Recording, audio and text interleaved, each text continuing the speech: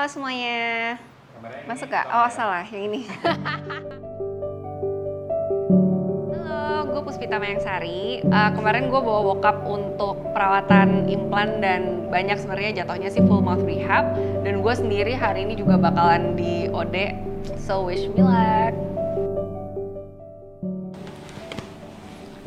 Halo semuanya, saya Dr. Joko. Baru saja saya tadi melakukan satu tindakan operasi pada pasien saya, Puspita. Dia mengalami gangguan sering mengeluh sakit pada gusi di sisi kiri bawah. Setelah saya periksa dan saya lakukan panoramik, terlihat bahwa ada satu gigi molar ketiga bawah kiri yang impaksi, sehingga selalu terjadi peradangan pada gusi tersebut. Tindakan yang kita lakukan biasanya kita sebut sebagai odontektomi. First impression dulu kali ya. Menurut gue not as scary as I imagine, karena waktu prosedurnya juga sangat nyaman banget ya. Gue kayaknya belum pernah ngerasain anestesi blok mandibula, dan kemarin itu actually was the first time, dan bener-bener nggak berasa sakit sih, cuma kayak berasa dilewatin aja gitu. Memang ada yang dilakukan dengan terapi obat-obatan seperti antibiotika atau analgesika. Tapi biasanya nanti akan berulang timbul sakit kembali. Sehingga mau tidak mau gangguan ini selalu diatasi dengan obat. Tentunya kan tidak baik kalau terus-menerus harus mengkonsumsi obat. Jadi umumnya memang supaya tuntas gigi tersebut diangkat atau dilakukan odontektomi. Pada pemeriksaan rutin ya, dilakukan foto panoramik. Dari situ biasanya akan terlihat ada tidaknya gigi impaksi tersebut. Jadi biasanya di usia-usia remaja lah. Dan memang lebih baik pengangkatan pada usia di bawah 20 tahun. Karena memang akar daripada gigi bungsu tersebut masih belum tumbuh sempurna. Sehingga ini akan memperkecil trauma pada saat operasi dilakukan. Prosedur tindakan memang apalagi bedah ya, itu bisa menimbulkan nyeri atau sakit. Tapi kita bisa mengurangi seminimal mungkin, yaitu dengan cara kita melakukan pada kondisi yang tidak akut. Pada saat peradangan itu masih akut, kita atasi dulu peradangannya dengan pemberian obat. Jadi setelah mereda peradangannya ya baru dilakukan tindakan. Dengan prosedur seperti ini maka tindakannya tidak akan menimbulkan nyeri yang hebat. Apalagi dibantu dengan anestesi yang baik, prosedur bisa dilakukan dengan nyaman. Semasa prosedur walaupun agak lama karena sedikit keras ya kayaknya tulang dan gigi gue tetap ngerasa nyaman sih. Paling nggak nyamannya cuman karena gue harus mangap besar aja.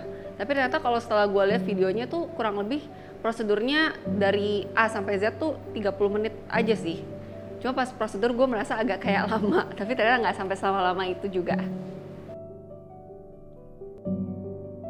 Umumnya ya, tapi ini suatu reaksi yang normal karena setiap pembedahan pasti menimbulkan pembengkakan. Udah kebayang ya, takut banget ya, karena males banget kalau harus bengkak. Tapi ternyata di hari kedua, sebenarnya salah sih, maaf banget ya, pasiennya agak-agak kurang koop.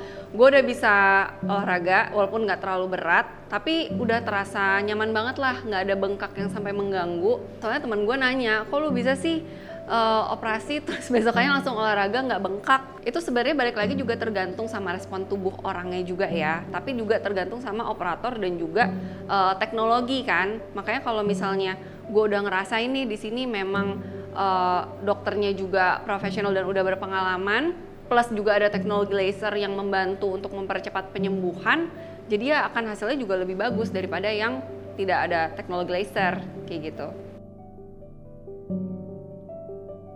Laser ini sebetulnya hanya membantu proses penyembuhan. Setelah selesai prosedurnya, dilakukan terapi biomodulation. Dengan cara ini maka peradangan bisa ditekan sehingga tidak terjadi pembengkakan yang masif. Dan tentunya kalau pembengkakan tidak terlalu besar, rasa sakitnya juga akan menurun. Gue kayaknya cuma minum obat penahan sakit tuh di hari operasinya doang deh. H+1 setelah operasi tuh gue udah nggak minum anti sakitnya, cuman anti radang sama antibiotik aja, dan bengkaknya juga sangat minim ya, karena kan lasernya ngebantu untuk supaya gue nggak terlalu bengkak dan lebih cepat healingnya.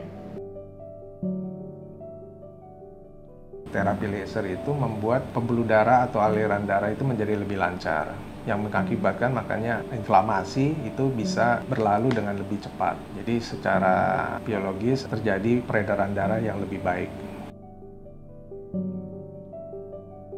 Waktu di laser sih rasanya cuman anget-anget aja, gue nggak terlalu bisa ngerasain karena kan masih under anesthesia kan. Tapi gue sebagai pasien di sini posisinya benar-benar puas banget sama pelayanannya, dan I will definitely recommend Dentia ke teman-teman gue yang pasti deh kalau misalnya nanya gue mau operasi gigi bungsu kemana, pasti gue bakal refer ke Dentia karena gue udah merasakan sendiri di sini super nyaman, super aman, dan bener-bener gue bisa percaya banget.